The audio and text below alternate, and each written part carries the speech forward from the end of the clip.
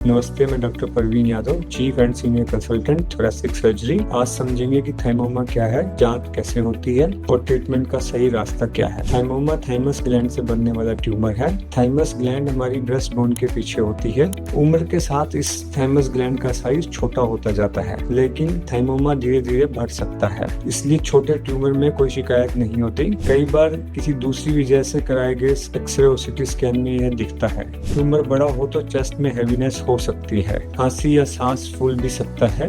बड़ी वेन पर प्रेशर पड़ने से चेहरे और गर्दन में स्वेलिंग भी आ सकती है। थाइमोमा का महत्वपूर्ण कनेक्शन माइस्थीनिया ग्रेविस से है। इससे पलकें गिर सकती हैं, डबल विजन हो सकती है। यह मसल वीकनेस वाली बीमारी है, जैसे खाने में दिक्कत होना, चबाने में, क्योंकि ये मुंह की मसल्स भी वीक हो जाती हैं। कई बार चेस्ट सिम्टम नहीं होता, केवल साइन थाइमोमा की ओर इशारा करते हैं। इवैल्यूएशन की शुरुआत कंट्रास्ट सिटी से होती है। इससे ट्यूमर का साइज और आसपास के स्ट्रक्चर से रिलेशन पता लगता है। यह भी समझ जाता है कि वह सीमित है या वेसल, लंग या किसी और स्ट्रक्चर में इन्वेड कर रहा है। लेकिन कुछ केसेस में एमआरआई या पेट सीटी स्कैन की जरूरत पड़ सकती है। माइस्थीनिया की असेसमेंट ब्लड टेस्ट से शुरू होती है।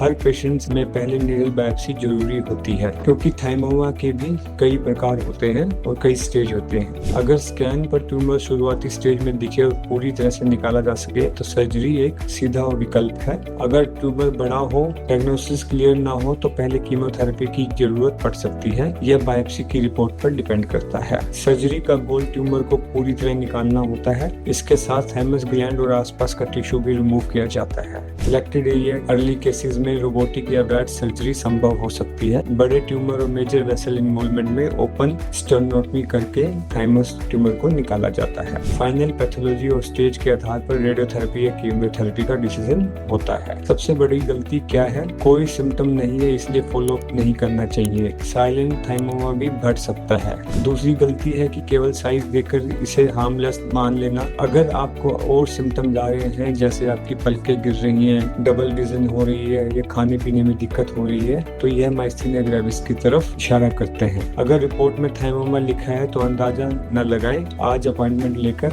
नीचे दिए गए नंबर पर कॉल करें।